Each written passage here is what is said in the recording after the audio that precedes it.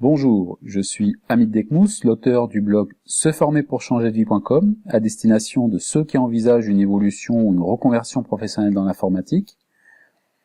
Dans les précédents épisodes, il était question de vous éclairer sur les thèmes de la réorientation scolaire et de l'apprentissage par alternance. Dans ce nouvel épisode, j'aimerais dépasser le cap de la formation scolaire et prendre un angle très orienté expérience professionnelle, cela à travers le contrat de travail temporaire, appelé par beaucoup la mission d'intérim. Comme à mon habitude, je clôturerai cette vidéo avec un nouvel aperçu de ma propre expérience. Pour commencer, balayons les principaux contrats de travail que vous seriez susceptibles de signer durant votre carrière. Je mettrai en première position les contrats d'apprentissage et de professionnalisation qui s'adressent aux étudiants et qui leur permettent d'alterner apprentissage professionnel dans une entreprise et cours théoriques dans un centre de formation. Ça a été le sujet de l'article précédent intitulé « C'est le moment pour l'alternance ». En deuxième position, on pourrait trouver le contrat de travail temporaire qui, dans son rôle premier, était uniquement d'assurer un remplacement le temps de l'indisponibilité du titulaire du poste, mais qui, au fil du temps, est devenu une manière à part entière de recrutement. C'est le sujet qui nous intéresse aujourd'hui. Vous trouvez ensuite le contrat à durée déterminée, le CDD, pour lequel la date de fin de contrat est prévue. Et enfin, le précieux sésame, assez difficile à obtenir de nos jours, le contrat à durée indéterminée, le CDI, pour lequel aucune limitation dans le temps n'est stipulée. Quel est le principe du contrat de travail temporaire ?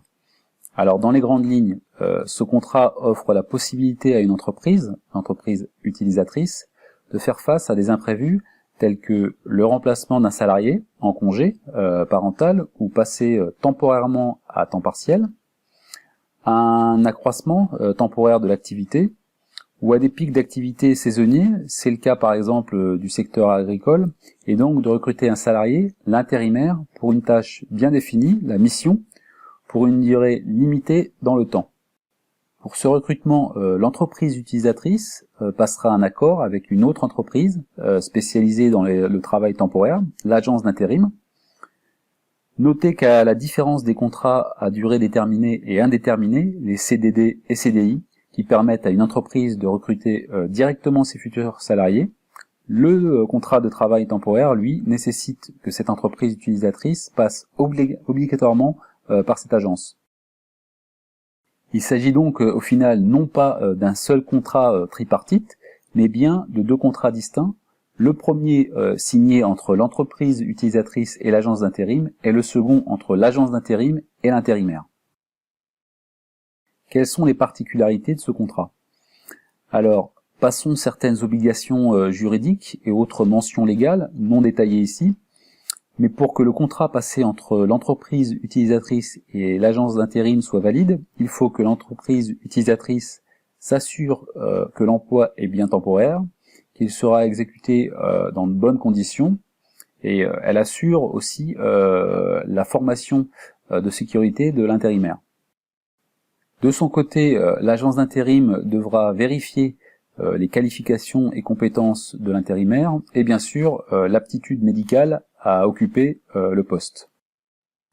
Pour l'intérimaire, en l'occurrence vous, rien de plus simple, mettez à jour votre CV, préparez votre entretien, il ne vous restera plus qu'à franchir le pas de la porte d'une des nombreuses agences d'intérim et à mettre en avant vos qualités.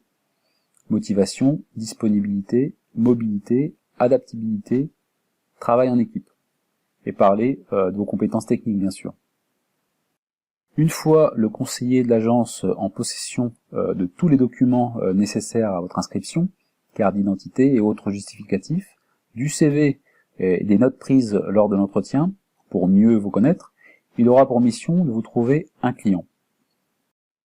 Restera enfin l'étape la plus importante, convaincre l'entreprise utilisatrice. Vous vous doutez sûrement que si je dédie spécialement un article sur le contrat de travail temporaire, c'est que celui-ci présente de nombreux atouts. C'est tout d'abord un bon moyen de débuter sa carrière et de découvrir le monde de l'entreprise. C'est ensuite l'occasion de multiplier les expériences et d'enrichir son CV. C'est aussi idéal si vous hésitez encore sur le secteur d'activité, la fonction ou la spécialité. Après quelques expériences, vous serez sûrement fixé. Autre point important, n'oubliez pas que ce sera l'occasion pour certaines entreprises de recruter de nouveaux salariés en CDD ou en CDI. Je pense vous avoir livré l'essentiel des informations nécessaires à votre compréhension. Pour plus d'informations, n'hésitez pas à me contacter ou à consulter des sites spécialisés. Passons à présent au deuxième volet de cet article, ma propre expérience sur le sujet. Comme je vous le disais dans la précédente vidéo, j'ai compris à la sortie de ma première année d'expérience professionnelle, en alternance de développeur, que ce métier n'était pas fait pour moi. Je ne me voyais pas pisser de la ligne de code toute la journée, comme on dit vulgairement dans le milieu. Pour rappel, mon année de spécialisation en alternance portait sur les langages informatiques, les systèmes d'exploitation, les bases de données et les réseaux. Alors, j'étais prêt bien sûr à faire appel occasionnellement à mes compétences de développeur, mais pas à occuper cette fonction. Ma préoccupation du moment était donc de rapidement supprimer du CV cette étiquette de développeur. Impossible dans l'immédiat de postuler par exemple à un poste d'administrateur de système ou même de base de données. Mon expérience dans ces domaines était quasi inexistante.